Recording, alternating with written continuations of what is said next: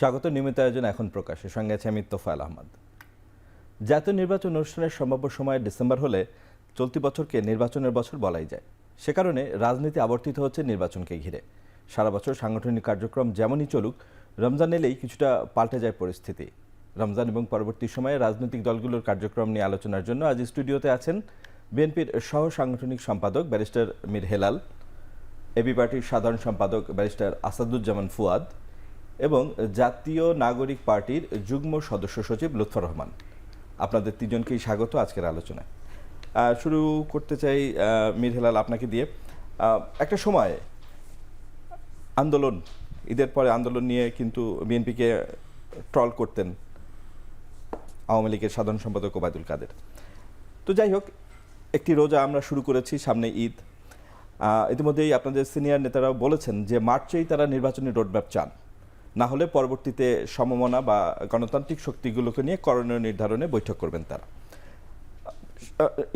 ঈদ পরবর্তী বা সেই বিষয় নিয়ে পরে আসছি, কিন্তু রমজানেও কিন্তু আমরা দেখেছি যে বিগত সরকারের সময় বিএনপি যখন বিরোধী দলে ছিল অনেক ধরনের সাংগঠনিক কার্যক্রম হয়েছে, বিশেষ করে ইফতার হতো বিভিন্ন পার্টির সাথে, পেশাজীবীদের সাথে। এবার রোজা কিভাবে বিএনপি অতিক্রম করবে, বা অন্যান্য সময়ের তুলনায় যেহেতু বড় ধরনের শোডাউন, জনসমাবেশ বা মিছিল এই সময় সাধারণত হয় না, তো সেই দিক থেকে সাংগঠনিকভাবে বিএনপিকে কিভাবে এই মাসে আমরা দেখতে পাবো? ধন্যবাদ আপনাকে এবং আপনার মাধ্যমে আমাদের সহ আলোচকবৃন্দ এবং দর্শকদেরকে শুভেচ্ছা জানাচ্ছি। রমজান মোবারক। এবার যেটা আমরা সাংগঠনিকভাবে আমরা আজকেই আমাদের একটি সভা হয়েছে সাংগঠনিক সম্পাদকদের, যেখানে আমরা একটা সিদ্ধান্ত সম্মিলিতভাবে নিয়েছি। আমাদের দলের ভারপ্রাপ্ত চেয়ারম্যান জনাব তারেক রহমান সাথে ছিলেন। ওনার নির্দেশনা হচ্ছে, আমরা যেমন আগে বড় বড় ইফতার পার্টিগুলো করতাম বা ইফতারের জন্য আয়োজন করতাম জেলা বা মহানগর ভিত্তিক, এবার আমরা একদম প্রান্তিক পর্যায়ে চলে যাব, ইউনিয়নের ওয়ার্ড লেভেলে এবং নগরীতেও আমরা একেবারে ওয়ার্ডের ইউনিট লেভেলে যাব, যেখানে খুব আড়ম্বর করে না, বাট অনাড়ম্বর পরিবেশে, যাতে দলীয় নেতাকর্মীর পাশাপাশি আমরা স্থানীয় জনসাধারণকে সম্পৃক্ত করে আমরা একসাথে ইফতার করতে পারি এবং একই সাথে আমাদের যে রাষ্ট্র মেরামতের 31 দফা, সেটা নিয়ে কিছু আলাপ আলোচনা করতে পারি এবং দেশের ভবিষ্যৎ নিয়ে কিছু আলাপ আলোচনা করতে পারি। আমাদের প্রাথমিক পরিকল্পনা হচ্ছে এটা। একই সাথে জনবহুল এলাকাতে যার যার সাধ্য অনুযায়ী পথচারীদের জন্য এবং রোড ইউজারদের জন্য আমরা যত সম্ভব চেষ্টা করব পানি এবং ইফতারের ব্যবস্থা করার জন্য। তো মোটামুটি এই পুরো মাসটাই এভাবেই হচ্ছে। কেন্দ্রীয়ভাবে তো অবশ্যই কয়েকটা ফর্মাল ইফতার পার্টি হয় বা ইফতারের আয়োজন করা হয়, বাট মূলত যদি সারা দেশব্যাপী পরিকল্পনা বলি, তাহলে আমাদের পরিকল্পনা হচ্ছে একদম ইউনিট পর্যায়ে এটার বিস্তৃতি ঘটানো, মানে একক কোনো বড় আয়োজন না করে বা খুব মানে এক্সট্রাভ্যাগেন্ট কোনো আয়োজন না করে ছোট ছোট একদম প্রান্তিক পর্যায়ে আলোচনা করে, যাতে আমরা জনগণের সাথে আরও ইন্টারাকশনটা আরও বেশি হয়। একই সাথে জানতে, ঈদের পরে রাজপথে বিএনপিকে আরও বেশি দেখা যাবে কিনা? কেননা কিছু ঘোষণা, যেমন যেটা বললাম যে আপনাদের সিনিয়র নেতৃবৃন্দই বলেছেন যে মার্চে যদি নির্বাচনী রোডম্যাপ ঘোষণা না হয় তাহলে। তা আসলে দেখেন, ওই যে আপনি ওই ওবায়দুল কাদের সাহেবের কথা বললেন, ওবায়দুল কাদের আর ওনার যারা এইসবের লুটপাটের সঙ্গী ছিলেন, তাদের এইসব অবাস্তব এবং খুবই দাম্ভিক বক্তব্য এবং শেখ হাসিনার এইসব আচরণের জন্যই তো তাদের দেশ ছেড়ে পালাতে হলো। তো BNP as a political party 17 বছরে কিন্তু রাজপথেই ছিল, সবসময় ছিল। অত্যাচার নির্যাতন হয়েছে, তারপরেও ছিল। এখন 5ই আগস্টের পরবর্তীতেও ছিলাম, এখনও আছি। যখন যে দাবি আদায় করতে যেভাবে কৌশল করতে হয়, যে কৌশল অবলম্বন করতে হয়, অবশ্যই সেটা করা হবে দলের পক্ষ থেকে। ধন্যবাদ।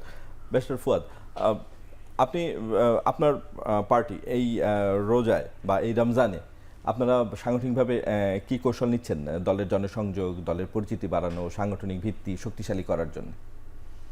ধন্যবাদ। প্রথম আমরা যেটা করছি সেটা হচ্ছে যে আমাদের কেন্দ্রীয় অফিসের নিচে চত্বরে গত 2 বছরের মতো এবারও তৃতীয়বারের মতো আমরা গণ ইফতার কর্মসূচি আয়োজন করছি। প্রতিদিন ধরেন গড়ে 1000 থেকে 1200 সাধারণ পথচারীদেরকে র্যান্ডম, প্রতিদিন মানে 27 রোজা পর্যন্ত ধরেন চলবে আর কি, কারণ 27 তারিখের পরে আসলে ঢাকা খালি হয়ে যায়, তো লোকজন পাওয়া যায় না আর কি। তো র্যান্ডম লোক এসে মানে আমাদের আয়োজন পর্যন্ত, বসা পর্যন্ত আমাদের গেট ওপেন থাকে আর কি। আমাদের খাবারের যে লিমিট ওটা পূরণ হয়ে গেলে আমরা ওটা ব্লক করে দিই আর কি। তো প্রতিদিন ধরেন 1000 থেকে 1200 এবং আমরা খাবারটা আয়োজন করছি একজন নিম্নজীবী মানুষের প্রতিদিনকার ক্যালোরিকে মাথায় রেখে। এটা আয়োজন করতে আমাদের প্যাকেট প্রতি ধরেন প্রায় 600 টাকার মতো খরচ পড়ছে ওই, এবং এটা পরিবেশ মানে ওই পরিমাণটা ওইভাবে দেওয়া হচ্ছে যেন একটা গরিব মানুষ অথবা নিম্নবিত্ত মানুষ দিনের প্রধান খাবারটা এখান থেকে পায়, মানে টিপিক্যাল ভাজা পোড়া টাইপের খাবার না।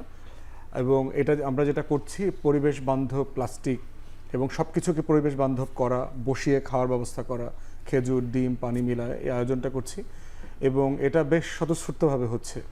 আর এটাকে ঘিরে প্রতিদিনই আমাদের কিছু শেষের দিকে একটু পলিটিক্যাল ডিসকাশন, একটু দোয়া, নতুন রাজনীতি। গত 2 বছরে ছিল এটা আপনার ফ্যাসিবাদ বিরোধী আন্দোলনে সাধারণ মানুষকে জনসম্পৃক্ত করবার একটা কর্মসূচি ছিল। এবার হচ্ছে বাংলাদেশকে গড়া, নতুন বাংলাদেশের স্বপ্ন, এই থিমকে নিয়ে আমরা কাজ করছি।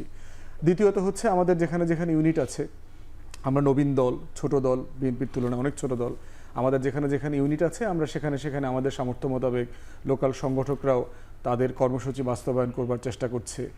আর অন্যান্য দলের মতো আমাদের একটা বড় ইভেন্ট হবে লিমিটেড স্কেলে, রাজনৈতিক নেতৃবৃন্দ, কূটনীতিক এবং সুশীল সমাজের নাগরিকরা যারা আছেন তাদেরকে নিয়ে আর কি একটা সিঙ্গেল ইভেন্ট হবে আর কি। এইটা হচ্ছে রাফলি আমাদের রমজানকে ঘিরে কার্যক্রম আর কি। আর রমজান পরবর্তী মানে তখন তো নির্বাচন নিশ্চয়ই আরও নির্বাচনের কাছে আমরা এগিয়ে যাব, যদি ডিসেম্বরে ইলেকশন হয়। আমরা প্রতিদিন একটু একটু করে ডিসেম্বরের দিকে এগিয়ে যাচ্ছি, কিন্তু রমজান পরবর্তী আপনাদের কৌশল ঠিক হয়েছে কিনা? আমাদের মোটা দাগে তো আসলে কাজ হচ্ছে এখন দল তৈরি করা, যেটা আমরা এখন করে যাচ্ছি, ভালোই করছি মোটামুটি আমাদের সামর্থ্য মোতাবেক। এবং সারা দেশে নতুন রাজনীতি, নতুন রাজনৈতিক দল এবং ফ্যাসিবাদ বিরোধী আন্দোলনে নতুন রাজনৈতিক বলয় তৈরি করা। বিএনপি একটা বড় রাজনৈতিক দল, কিন্তু এর বাইরেও তো একটা গণতান্ত্রিক বৃহত্তর বিরোধী দলীয় শক্তি দরকার। তো সেই শক্তিটারও তো একটা স্পেস তৈরি হইতে হবে। এবং এই বিষয়ে মোটামুটি ফ্যাসিবাদ বিরোধী আন্দোলনে যারাই ছিল, বিএনপির সিনিয়র নেতৃবৃন্দ থেকে শুরু করে নাগরিক কমিটি অথবা জাতীয় নাগরিক পার্টির নেতৃবৃন্দ এখানে আছেন, সবাই আমরা এই ব্যাপারে মোটা দাগে একমত যে বাংলাদেশে প্রেসিডেন্ট জিয়াউর রহমানের যে একটা ভিশন ছিল যে আপনি আমাদের মোটা দাগে কিছু বিষয়ে আমরা সবাই একমত থাকবো, আমার স্বাধীনতা, আমার সার্বভৌমত্ব, আমার আত্মমর্যাদা, আমার জাতীয় স্বার্থ, আমার বিদেশ নীতি, আমার প্রতিরক্ষা নীতি, এই 5-6টা বিষয়তে আমাদের মধ্যে ন্যূনতম কোনো বিরোধ থাকতে পারবে না। এরপরে হচ্ছে Democratic competition among the political parties. রাজনৈতিক দলগুলোর মধ্যে একটা স্বাস্থ্যসম্মত, সহনশীল, সম্মানজনক প্রতিদ্বন্দ্বিতা থাকতে হবে দেশের স্বার্থে, জনগণের স্বার্থে এবং আপনার ভোটারদের জন্য একটা বেটার অল্টারনেটিভের স্বার্থে। তো সেই জায়গাতে অফকোর্স আমরা ইস্যু বেস পলিটিক্স করছি। বিএনপি একটা বিষয় নিয়ে কথা বলবে, এখানে আমার হয়তো কাউন্টার অথবা অল্টারনেটিভ ভিশন থাকতে পারে, জাতীয় নাগরিক পার্টির এখানে অল্টারনেটিভ ভিশন থাকতে পারে। সেই ইস্যুগুলো নিয়ে আমরা পলিটিক্সে যাচ্ছি, দল তৈরি করা, নতুন নতুন ক্যাম্পেইন তৈরি করা এবং পার্টিকুলারলি ফোকাস করা যে আমরা কনস্টিটিউয়েন্সি পলিটিক্সে কোথায় কোথায় আমরা মানে আমাদের স্পেস তৈরি করবার চেষ্টা করব। সার্টেনলি আমরা তো এত বড় দল না যে আমরা 300 আসন নিয়ে প্রস্তুতি নিতে পারবো। আমরা হয়তো 50 থেকে 100 আসনে অ্যাটলিস্ট ক্যান্ডিডেট ফিল্ড করা, রাইট ক্যান্ডিডেটকে দেয়া, তাকে পরিচিত করানো, কর্মসূচির মাধ্যমে নতুন রাজনীতিকে তুলে ধরা, বিকল্প আকারে হাজির হওয়ার যে লড়াই। এবং এর মধ্য দিয়ে যেটা হবে যে আপনার বিএনপির বাইরের যে দলগুলো আছে তারা সবাই মিলেও যদি একটা বলয় তৈরি করতে পারে, একটা হেলদি ডেমোক্রেসির জন্য যেটা দরকার সবার জন্য, সেই জায়গাটার জন্য আমরা সবাই মিলে একসাথে কাজ করব। ধন্যবাদ বেশর ফুয়াদ। লুৎফর রহমান, আপনাদের সামনে চ্যালেঞ্জ আরও বেশি। সম্প্রতি আপনাদের দল আত্মপ্রকাশ করেছে, আপনারা কি করছেন? আপনাদের তো আরও 100 মিটার স্প্রিন্টে দৌড়ানোর নিশ্চয়ই প্ল্যান আছে। কি আপনারা এই রমজান মাসে কি সাংগঠনিক কাজ আপনারা করবেন, সেই বিষয়ে আপনাদের দলের পরিকল্পনা কি? ধন্যবাদ এবং দেশবাসীকে পবিত্র মাহে রমজানের শুভেচ্ছা। পাশাপাশি আমাদের সদ্য ঘোষিত জাতীয় নাগরিক পার্টির পক্ষ থেকে সবাইকে শুভেচ্ছা জানাচ্ছি। আসলে আমাদের যে জাতীয় নাগরিক পার্টি এনসিপি গত 2 দিন হলো ঘোষণা হয়েছে, খুবই অল্প সময়। তো এই সময়ের মধ্যে আমাদের যেহেতু জাতীয় নাগরিক কমিটি এবং বৈষম্য বিরোধী ছাত্র আন্দোলনের সমন্বয়ে দলটি গঠিত হয়েছে, তো আমাদের যে কার্যক্রম রমজান পরিকল্পনা সেটা আমাদের পূর্বে থেকে যেটা ছিল সেটি চলমান আছে। ইতিমধ্যে আমাদের বিভিন্ন শহীদ পরিবারের কাছে ইফতার সামগ্রী পৌঁছানো এবং সমাজের ছিন্নমূল মানুষের কাছে ইফতার সামগ্রী পৌঁছানো, এই কার্যক্রমগুলো চলমান আছে। কিন্তু দলের পক্ষ থেকে এই মুহূর্তে যেহেতু দলটি গত 2 দিন হলোই ঘোষণা হয়েছে, দলের পক্ষ থেকে সেইভাবে রমজান উপলক্ষে কর্মসূচি এখনো হাতে নেওয়া হয়নি, আমরা শীঘ্রই এই কর্মসূচিটি হাতে নিব। আচ্ছা, ধন্যবাদ। আমরা বেশ মানে একই সাথে আরেকটি বিষয় জানতে চাই যে আপনারা যখন আত্মপ্রকাশ করলেন, আপনারা একটা মধ্যপন্থী দল হিসেবে আত্মপ্রকাশ করেছেন। ইতিমধ্যেই বিএনপির শীর্ষ নেতৃত্ব মানে প্রধানের একটা বিখ্যাত উক্তি আছে বিএনপির অবস্থান প্রসঙ্গে, ডানের বামে বামের ডানে, অর্থাৎ একটা মধ্যপন্থী দলই। তো বাংলাদেশে একটা মধ্যপন্থী দল ক্ষমতায়ও থেকেছে, এর আগে দুইবার দেশ শাসন করেছে, 3বার শাসন করেছে। তো এরকম একটা বাস্তবতায় মধ্যপন্থী দল হিসেবে আরেকটি দলের কেন প্রয়োজন পড়লো? আপনারা তো বলেছেন আপনারা একটা মধ্যপন্থী দল, সেই বিষয়টি একটু জানতে চাই। আচ্ছা, এটা মধ্যপন্থার জায়গা থেকে যেমন আছে তেমন রাজনৈতিক ব্যর্থতার জায়গা থেকেও আছে। কারণ আপনারা জানেন যে স্বাধীনতার পর থেকেই আমাদের যে রাজনৈতিক দলগুলোর যে সঠিক জনগণের আকাঙ্ক্ষার জায়গা থেকে কাজ করা, সেই জায়গা থেকেই আমি মনে করি এই 24-এর পর্যন্ত আসার যে জার্নিটা, সেখানে অনেকগুলো ব্যর্থতা কাজ করেছে। এই ব্যর্থতার ফলাফল ছিল বিগত 17 বছরের এক জগদ্দল পাথরের মতো জেঁকে বসা ফ্যাসিবাদ। সেই ফ্যাসিবাদকে তাড়ানোর প্রয়োজন কেন পড়লো? সেই ফ্যাসিবাদ কেন জেঁকে বসলো? সেই ফ্যাসিবাদ জেঁকে বসেছে কিন্তু অনেকগুলো অনুঘটক কাজ করেছে এখানে। তো সেই জায়গা থেকে আমরা দেশবাসী প্রয়োজন মনে করেছে যে আপনারা আমাদের যখন দল ঘোষণা হয় আপনি দেখবেন জনগণের কি অভূতপূর্ব সাড়া। তো সেই জায়গা থেকে দেশবাসী আসলে প্রয়োজন মনে করেছে যে এরকম একটি নতুন শক্তির উত্থানের প্রয়োজন, তারুণ্যের শক্তির উত্থানের প্রয়োজন। সেই জায়গা থেকে মনে করি মধ্যমপন্থী রাজনীতির এই সময় খুব জরুরি, কারণ বাইনারির যে রাজনীতি, ডান বামের বাইনারি, প্রো পাকিস্তান প্রো ভারতপন্থীর যে বাইনারি, এগুলো ভেঙে আমাদের মধ্যমপন্থী রাজনীতিটাই উপযোগী এই সময়ের প্রয়োজনে। সেই জন্য আপনারা মনে করছেন যে আরেকটি মধ্যপন্থী দলের বাংলাদেশে রাজনীতি স্পেস আছে? হ্যাঁ, অবশ্যই। ধন্যবাদ। আমরা একটা বিরতিতে যাব, বিরতিতে এসে আবারও আমরা এই নিয়ে আলোচনা করব। দর্শক, আমরা একটা বিরতিতে যাচ্ছি, ফিরে আসছি একটু পরই।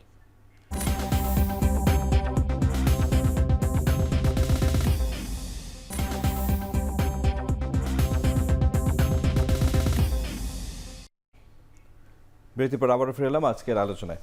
আবারও মীর হেলালকে দিয়েই শুরু করতে চাই যে জাতীয় নাগরিক পার্টি আত্মপ্রকাশের সময় তাদের কিছু ইস্যু আলোচনা তৈরি করেছে রাজনীতিতে, সেকেন্ড রিপাবলিক, গণপরিষদ নির্বাচন, যে বিষয়ে সরাসরি বিএনপি প্রতিক্রিয়াও জানিয়েছে যে এই বিষয়গুলো আসলে জাতীয় নির্বাচনকে আড়াল করার ইস্যু। আপনি কি তাই মনে করেন? ধরেন পলিটিক্যাল পার্টি, ডেমোক্রেটিক সোসাইটিতে একটা পলিটিক্যাল পার্টির যখন আগমন হয়, এটা একটা পাবলিক ডোমেনে চলে আসে, তখন তাদের সব কর্মকাণ্ডের একটা চুলচেরা বিশ্লেষণ হবে। কোনোটা ফ্যাক্টের উপর হবে, কোনোটা রেটরিকের উপর হবে, কোনোটা একটা হাইপোথেসিসের উপর হবে। তো ওনারা কিছু দাবি দাওয়া দিয়েছেন সেকেন্ড রিপাবলিক এবং গণপরিষদ নির্বাচন এবং জাতীয় নির্বাচনের আগে স্থানীয় নির্বাচন। এখন অ্যাজ এ ডেমোক্রেটিক পার্টি ওনারা চাইতেই পারেন, কিন্তু আমাদের যে ডিবেটটা হয়েছে যে কনস্টিটিউশন তো ডাইনামিক, এগুলো অনেকগুলো অ্যামেন্ডমেন্ট হয়েছে।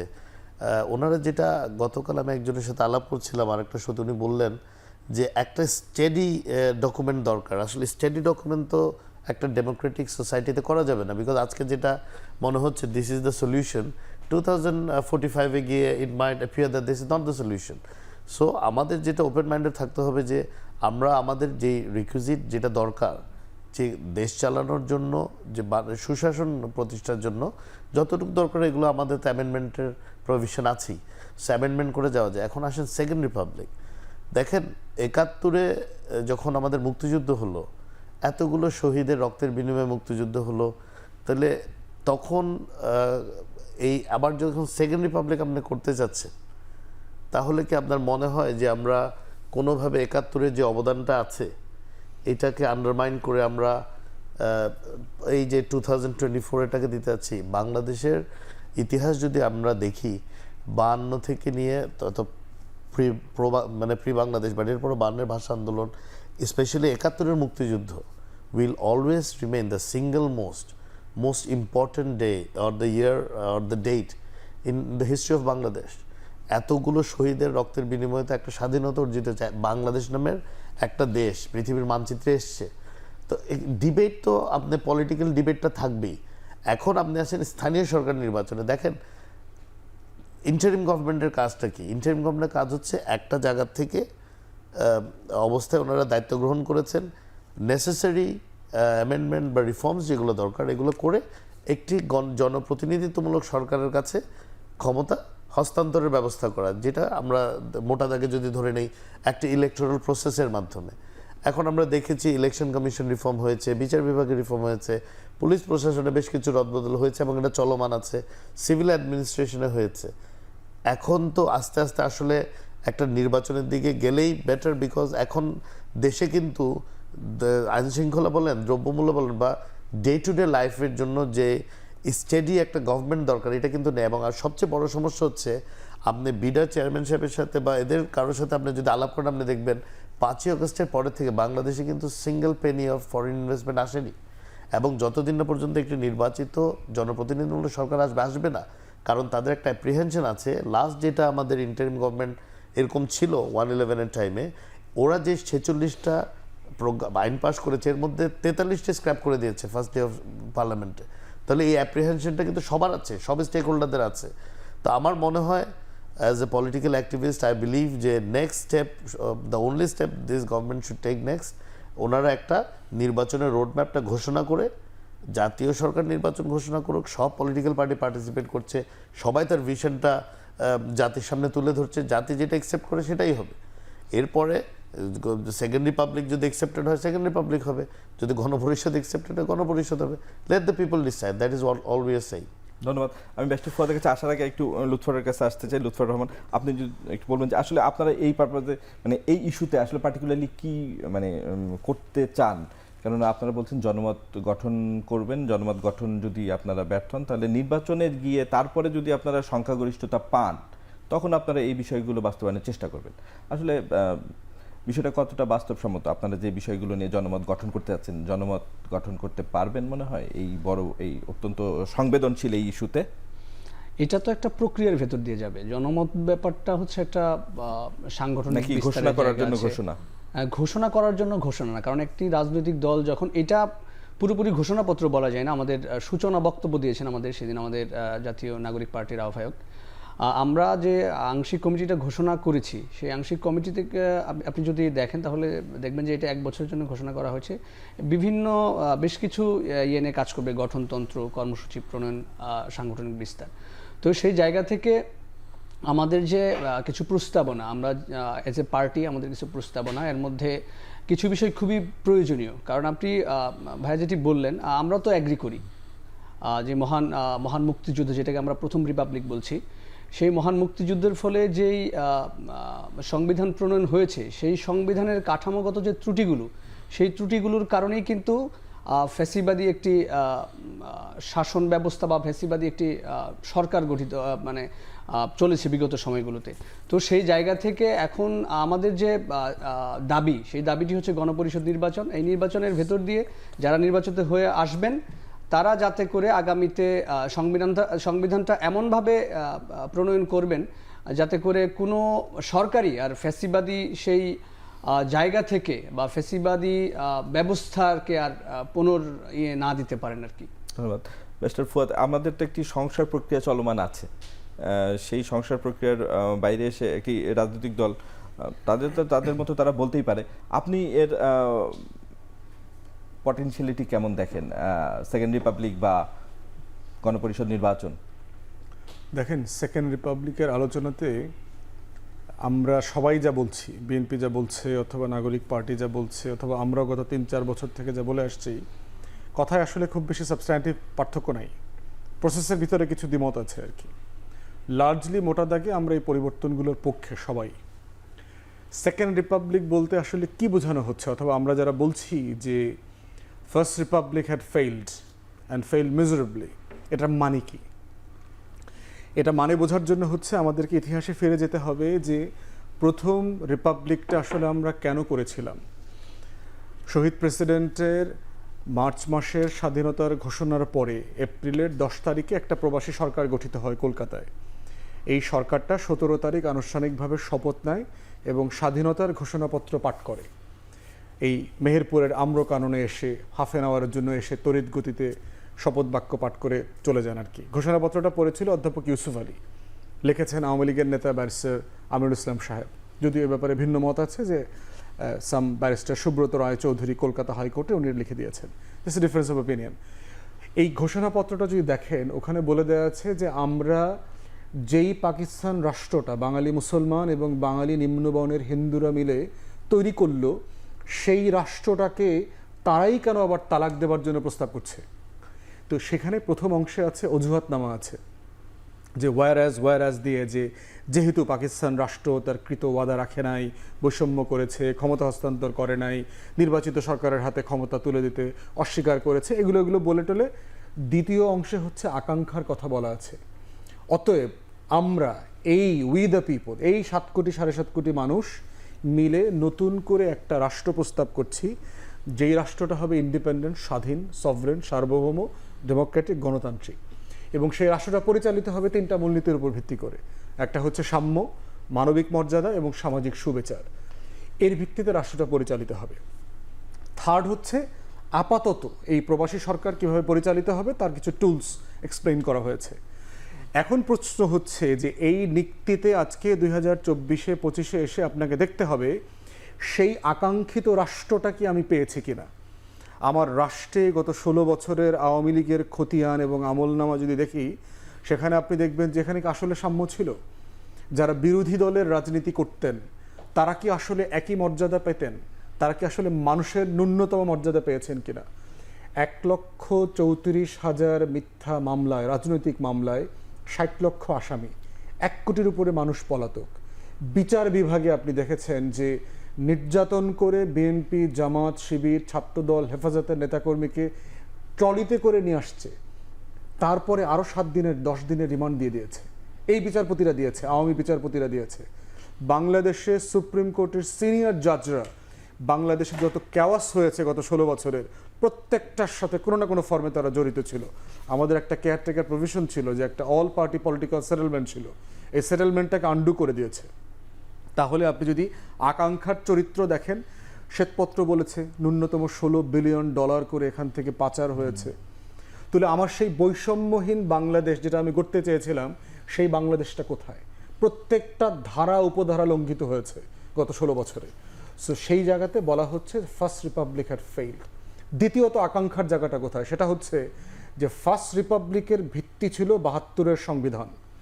প্রশ্ন হচ্ছে যেই মানুষগুলো পাকিস্তান রাষ্ট্রকে, পাকিস্তান রাষ্ট্রের সার্বভৌমত্ব রাখবার শপথ নিয়ে পাকিস্তানের লিগ্যাল মিলিটারি ফ্রেমওয়ার্কের অধীনে নির্বাচন করেছেন, তারা কি একটা মুক্তির লড়াইয়ের মধ্য দিয়ে অর্জিত দেশের সংবিধান তৈরি করতে পারেন কিনা?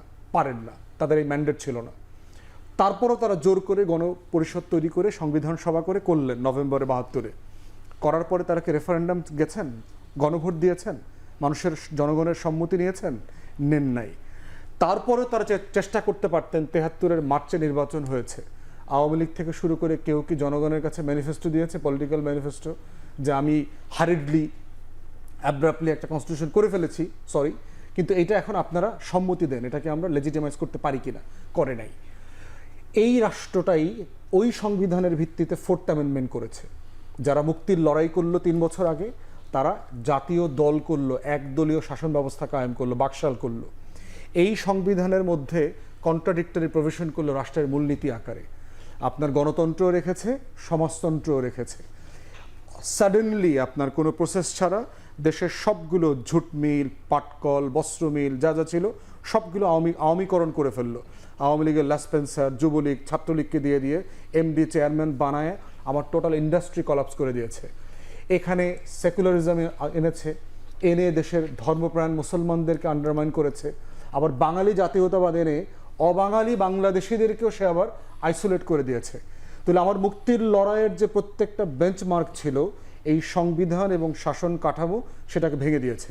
এবং এটা কন্টিনিউ চলেছে গত 16 বছরে। চলবার মধ্য দিয়ে যেটা হয়েছে যে আমরা suddenly came to the conclusion ওই রিপাবলিকটা নাই এখন। সেটা এখন এর মানে কি? এর মানে কি আমি 71-কে অস্বীকার করছি, অথবা ওরা যারা বলছে ওরা কি 71-কে অস্বীকার করছে? নো। ফ্রান্সে বর্তমানে 5th রিপাবলিক চলছে। এই 5th রিপাবলিক 1789-এর ফরাসি বিপ্লবকে অস্বীকার করে না। যেটা করে সে এক্সটেন্ড করে, যে প্রত্যেকটা রিপাবলিক এসে তার আগের জায়গার ভুল ত্রুটিকে সংশোধন করেছে, অ্যাডভান্স আইডিয়া আসছে। আপনি আমি তো এখন অ্যানালগ ফোন ঘুরায় ঘুরায় ব্যবহার করি না। আপনি আমি তো এখন পত্রিকা পড়ার জন্য পত্রিকার দোকানে গিয়ে 8 টাকা দিয়ে পত্রিকা কিনি না। তাহলে এর মানে কি আমরা পত্রিকা পড়া বন্ধ করে দিয়েছি? আমরা মত প্রকাশ করা বন্ধ করে দিয়েছি? দেই নাই। তাহলে সেকেন্ড রিপাবলিক কোনো ফর্মেই 71-এর মুক্তির লড়াইকে অস্বীকার করে না। সেকেন্ড রিপাবলিক যেটা করে সেটা হচ্ছে আমার 53 বছরের প্রত্যেকটা লড়াইকে নতুন করে আবার জাতির সামনে ব্যাখ্যা করবার চেষ্টা করছে। এখন প্রশ্ন হচ্ছে এটা কি বিএনপির আইডিয়ার সাথে কন্ট্রাডিক্ট করে কিনা? করে না। বিএনপির 31 দফা যদি আমি ক্রিটিক্যালি পড়েছি, লেটার বাই লেটার পড়েছি, বিএনপি দেখেন শাসন কাঠামো পরিবর্তনের কথা বলছে তো সে। বিএনপি তার মানে আর্টিকেল এটা 70 কথা যৌক্তিকতা বলছে, আছে, বলছেন। যে ব্যাপক সংশোধনীর কথা বিএনপি রিফর্ম করছে, টেকনিক্যালি এটাই সেকেন্ড রিপাবলিক। এর বাইরে তো আর কোনো রিপাবলিক নাই। তো জিয়াউর রহমান অলরেডি সেকেন্ড রিপাবলিকের বীজ বপন করে গেছেন। আচ্ছা, 5th অ্যামেন্ডমেন্টের মধ্য দিয়ে নীতিমালা পরিবর্তন হয়ে গেছে। বাংলাদেশের রাষ্ট্র পরিচালনার মূলনীতি, বাংলাদেশে বহুদলীয় গণতন্ত্র কায়েম করা, আমাদের অর্থনীতির ভিত্তি তৈরি করা, স্বাধীন পররাষ্ট্র এবং প্রতিরক্ষা নীতি তৈরি করা, এর প্রত্যেকটা জায়গায় জিয়াউর রহমান অলরেডি সেকেন্ড রিপাবলিকের নাম উচ্চারণ না করেই সেকেন্ড রিপাবলিকের ভিত তৈরি করে গেছেন। আমরা যেটা বলছি, এই লড়াইটাকে সম্মিলিতভাবে একটা ফ্রেমে নিয়ে আসা, কাউকে অস্বীকার করে না, বরং সবার অবদানকে অ্যাকোমোডেট করে একটা ফ্রেমে আনা, যেই ফ্রেমটা 71 এবং 24-এর আয়না হয়ে যাবে আগামী প্রজন্মের জন্য। ধন্যবাদ ব্যারিস্টার ফুয়াদ, আপনি বিস্তৃতভাবে বিষয়টি বলার জন্য। আমাদের আরেকটি বিরতি নেওয়ার সময় হয়েছে, আমরা একটা বিরতিতে যাচ্ছি। দর্শক, আমরা একটা বিরতিতে যাচ্ছি, আমাদের সাথেই থাকুন।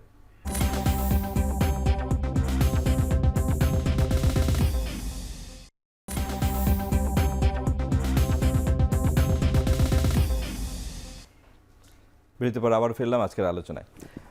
মীর হেলাল, অন্তর্বর্তী সরকারকে নানানভাবেই অনেকে নানান দিক থেকে সমালোচনা করেন। আপনার কি মনে হয় যে এই সরকারের যখন পলিটিক্যাল পার্টিগুলো বক্তব্য দেয়, সমালোচনা করবে বা রিটোরিক থাকবে, আপনার কি মনে হয় যে এই সরকারের প্রতি মানুষের মোহভঙ্গ হয়েছে? দ্রব্যমূল্যের নিয়ন্ত্রণ না থাকা, আইন শৃঙ্খলা পরিস্থিতি অবনতি এবং অন্যান্য ইস্যু সব মিলিয়ে আপনার কি মনে হয়? সরকারের কথা বলার আগে আমি একটা বেসিক কথা বলি। আমার মনে হয় যে আমরা সবসময় we want like a very fast solution.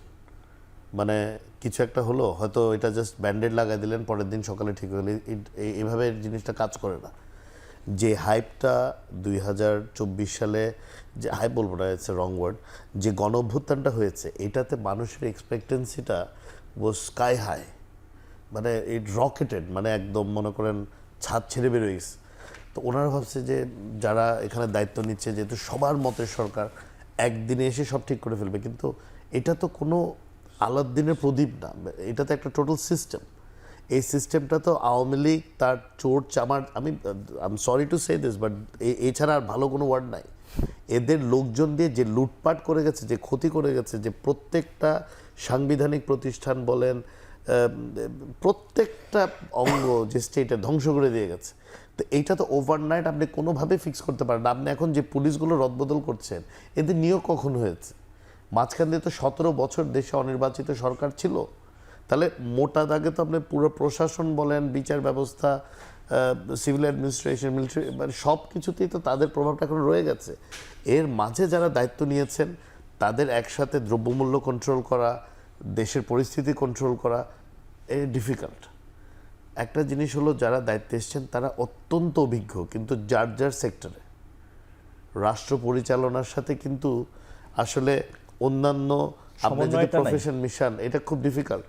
আর যে পরিমাণ, আমি এখনও মনে করি, আমি আই ডোন্ট নো, আমার অত এক্সপিরিয়েন্স নাই, বাট আমি এখনও মনে করি যে কয়জন উপদেষ্টা দরকার ছিল, I don't think they had the right amount of workforce with them.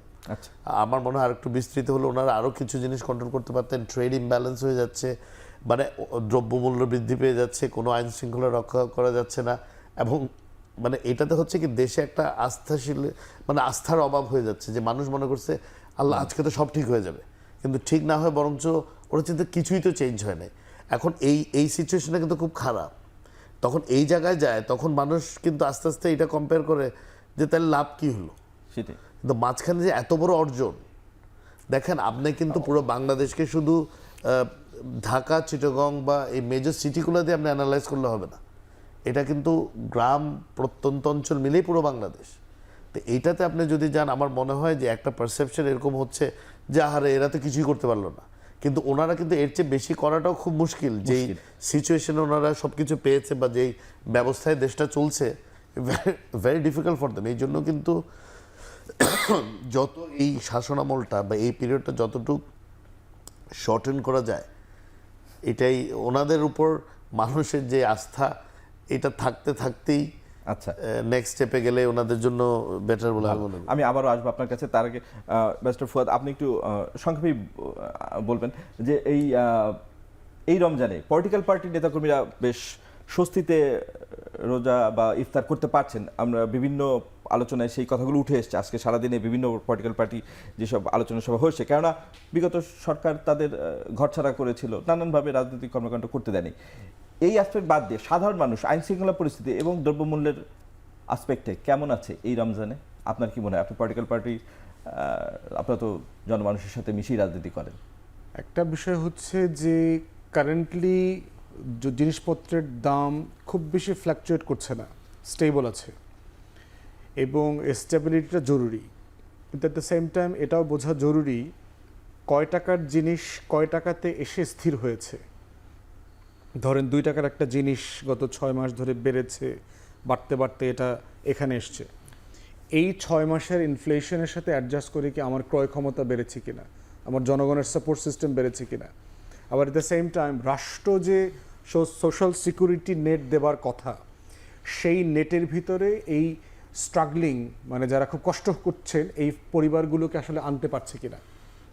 গরিব মানুষরা ধরেন অনেকেই ট্রাকের পিছনে দাঁড়াতে পারছে ওএমএসের চাল ডাল কিনবার জন্য, কিন্তু ডিগনিফাইড মধ্যবিত্ত যারা আছে, সমস্যাটা তাদের জন্য বেশি হচ্ছে যে তারা কর্য করতে পারছে না, আয় উপার্জনও বাড়ে নাই, আবার ট্রাকের পিছনেও লাইন ধরে দাঁড়াতে পারছে না।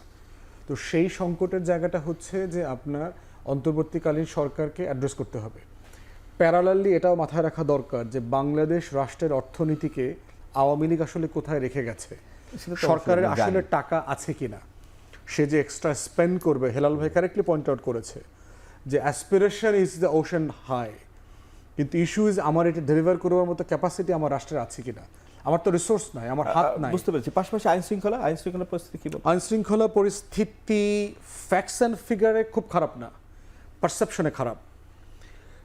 এটাকে আমি সোশ্যাল মিডিয়ার ট্রমা বলি আর কি। যেমন ধরেন বনশ্রীতে একটা ঘটনা গত কয়দিন আগে ঘটেছে, একটা মানুষকে আপনার তার বাসার গেটের সামনে কোপানো হচ্ছে, গুলি করা হয়েছে। প্রশ্ন হচ্ছে যদি আজকে সোশ্যাল মিডিয়া না থাকতো, কয়টা মানুষ আসলে এই ঘটনাটা সারা বাংলাদেশে জানতো? অলমোস্ট কেউই জানতো না। প্রশ্ন যেটা হয়েছে যে এই ঘটনাটা বাস্তবতায় ধরেই আগাতে হবে, কারণ সোশ্যাল মিডিয়ার সুবিধাও কিন্তু আমরা পেয়েছি। আছে সার্টেনলি আছে। তাই যদি বোঝার চেষ্টা করছি যে তাহলে 20 মিলিয়ন পিপল, 2 কোটি মানুষের ভিডিওটা দেখে ফেলছে, দেখে সবাই কিন্তু ইম্যাজিন করছে আমিও হয়তো আমার বাড়ির সামনে আসা যাওয়ার পথে রাত 10টার পরে এরকম গুলির খেতে পারি অথবা কোপের শিকার হইতে পারি।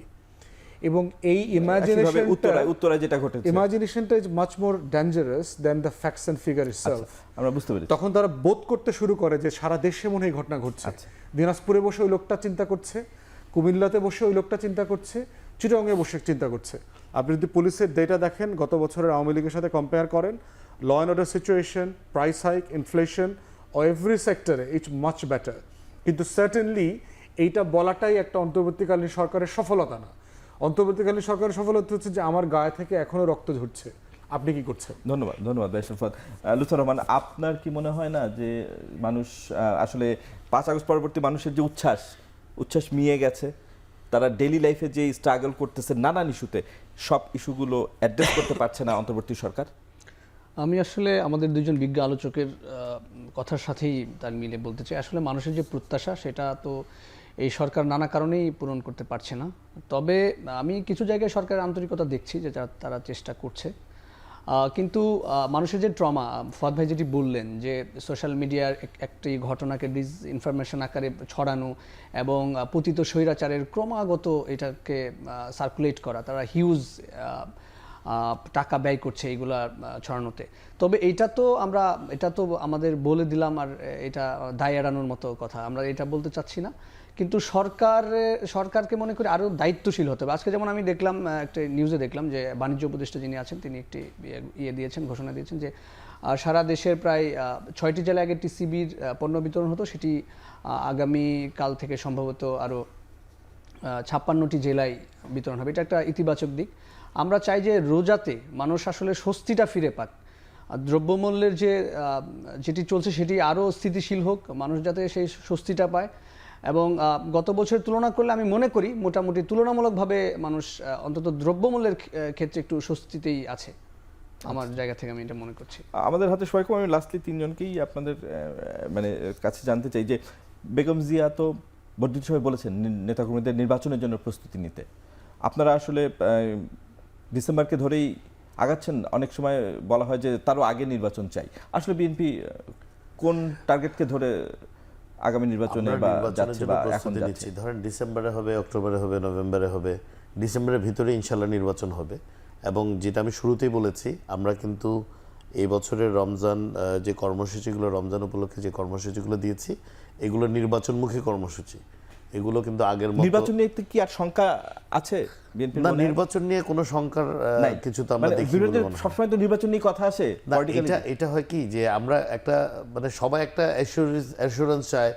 এবং আসলে আমার যেটা মনে হয়, যেহেতু সরকারও আলটিমেটলি তো একটা নির্বাচনের দিকে যাবে, ওনারাও যদি একটা স্ট্রেট রোডম্যাপ দিয়ে দেয়, তাহলে কিন্তু এত আশঙ্কা বা শঙ্কা হবে না, এটাও তো এত ধরনের কোনো কনফিউশনের দরকার নেই। বিকজ এই সরকার তো কোনো পক্ষের না, এই সরকার হচ্ছে অনেকদিন পর একটা সরকার যে সবার সম্মতিতে, আমার মনে হয় ন্যাশনাল কনসেনসাসে তো আর এর মধ্যে কোনো সরকার হয় নাই। তো এই সরকারের লেভারেজ তো অন্য যে কোনো সরকারের চেয়ে বেশি, এবং ওনারা কিন্তু সবার সাথে আলাপ আলোচনা করছেন। আমিও মনে করি হয়তো এই সরকারের পক্ষ থেকেই খুব শর্টলি একটা ক্লিয়ার রোডম্যাপ দিয়ে দিবে, কারণ I don't see any other reason why they should not give this. ধন্যবাদ। মেজর ফুয়াদ, আপনি কি মনে করেন যে এই সরকার আসলে এত যে সমালোচনা, পলিটিক্যাল পার্টি প্রতিদিন প্রোগ্রাম করে সরকারকে নির্বাচনের জন্য বলছে, একটা রোডম্যাপ ঘোষণা করলে আপাতত হয়? দেখেন, 24-এর গণ অভ্যুত্থানের লার্জলি মোটা দাগে দুইটা স্টেক হোল্ডার আছে।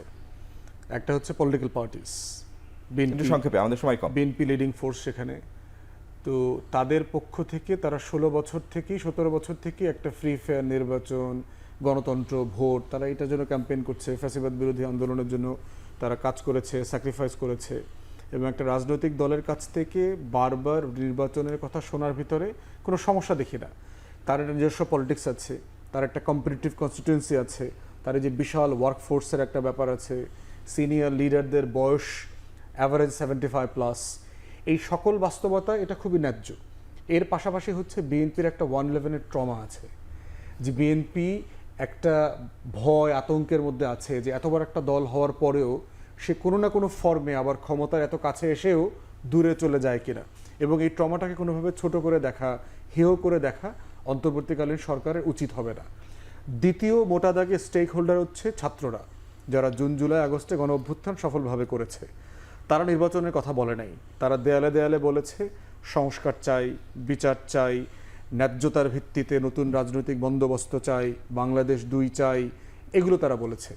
তাহলে আমরা যখন বলছি যে অন্তর্বর্তীকালীন সরকারটা আমার সবার, এটার মানে হচ্ছে আমার বিএনপির দাবিটাও এখানে ন্যায্য, যিনি নির্বাচন চাচ্ছে তার দাবিটা যেমন ন্যায্য, যিনি আগে সংস্কার চেয়ে তারপর নির্বাচন চাচ্ছেন তার দাবিটাও ন্যায্য। এই প্রত্যেকটা ন্যায্যতার ভিতরে কোনো প্রতিদ্বন্দ্বিতা, সংকট এটা দেখবার দরকার নাই।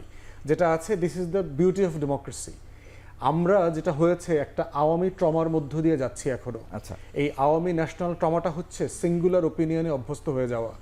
আমরা গত 16 বছর একটা মাত্র ওপিনিয়ন দেখেছি। ওই কালো কোট পরা পেঙ্গুইনগুলো কি বলেছে, ওই কালো কোট পরা গণভবন থেকে কি বলেছে, ওই 14 দলীয় ল্যাসপেন্সার মাফিয়ারা কি বলেছে, দেশে আর কোনো দ্বিতীয় মতামত ছিল না। ধন্যবাদ। এই জায়গাতে আমাদের মাঝে মধ্যে 2টা 3টা 4টা মতামত আসলেই আমরা মনে করি এই মনে হয় সমস্যা হয়ে গেছে, এই মনে হয় সব ভেঙে যাচ্ছে, এই মনে হয় আওয়ামী লীগ ফিরে আসতেছে। কিছুই হবে না। আচ্ছা, একদম ফাইন সব। ধন্যবাদ। লুৎফর রহমান, আপনার কি মনে হয় যে ওকে, মানে যেহেতু নতুন দল হিসেবে আপনারাও কিছু দাবি দাওয়া করেছেন যেটা নির্বাচনের চেয়ে আপনারা প্রায়োরিটি দিয়েছেন বেশি, তাতে অনেকেই মনে করছে ঐক্যে ফাটল ধরছে কিনা? আপনারা কি চান, যে নির্বাচন রোডম্যাপ ঘোষণা হোক, না আসলে সংস্কার হয়ে তারপর হোক? সংস্কারটা তো জরুরি, আর ঐক্যের প্রশ্নে আসলে আমরা ঐক্যবদ্ধই, কারণ বাংলাদেশে যে নতুন দলটি ঘোষণা হলো, এটা অভূতপূর্ব একটি ঘটনা। কারণ এত অনেকেই বড় স্বাগত জমায়েত জানিয়েছে, সবাই করে, স্বাগত জানিয়েছে। বাংলাদেশের প্রতিষ্ঠিত প্রায় সবগুলো, প্রতিষ্ঠিত দল বলবো না, বাংলাদেশের যে নিবন্ধিত যতগুলো দল এবং বিভিন্ন শ্রেণী পেশার মানুষ, সিভিল সোসাইটির প্রতিনিধি, তারা যে ইভেন আমাদের ফুয়াদ ভাইকেও আমরা দেখেছি যে তারা স্বতঃস্ফূর্তভাবে অংশগ্রহণ করেছে। তো এতে করে আমাদের যে ঐক্য, এতে করে স্পষ্ট যে ঐক্যের সমস্যা নেই, সমস্যা নেই। নির্বাচনে হ্যাঁ, আপনাদের তবে অবস্থানটা নির্বাচনের বলুন। জায়গা থেকে আমরা বারবার এটা বলছি যে এই অভ্যুত্থানটি শুধুমাত্র এক সরকার চলে গেছে, বিদায় নিয়েছে, আরেক সরকার বসবে, এইটা একমাত্র হতে পারে না। এই জন্য আমরা বারবার বলছি যে যে সংস্কারের প্রস্তাবনাগুলো আসছে সেগুলোর একটি বাস্তবায়ন হোক, পাশাপাশি আমাদের যে দাবিগুলো এবং রাজনৈতিক আরও যা দল আছে সেই দাবিগুলোর সমন্বয়ে সরকার কাজ করুক। এবং আমি মনে করি এই সংস্কারের ভেতর দিয়ে আসলে নির্বাচনের যাত্রাটি শুরু হোক। আপনারা জোটবদ্ধ হওয়ার জন্য কোনো আলোচনা শুরু করেছেন? না, এখনো পর্যন্ত সে আলোচনা হয়নি, কারণ আমরা তো সদ্যই ঘোষিত দল, আমাদের হয়তো আরো সময় লাগবে। ধন্যবাদ লুৎফর রহমান। আমাদের আলোচনার সময় এখানেই শেষ হয়েছে। মানে আজকের এই আলোচনায় যোগ দেওয়ার জন্য ব্যারিস্টার মীর হেলাল, ব্যারিস্টার আসাদুজ্জামান ফুয়াদ এবং লুৎফর রহমান, আপনাদের তিনজনকে অসংখ্য ধন্যবাদ আমাদের সাথে যোগ দেওয়ার জন্য। দর্শক, আমরা আজকে এখানেই শেষ করছি। আবারও দেখা হবে সমসাময়িক বিষয় নিয়ে। ভালো থাকবেন ততক্ষণ পর্যন্ত।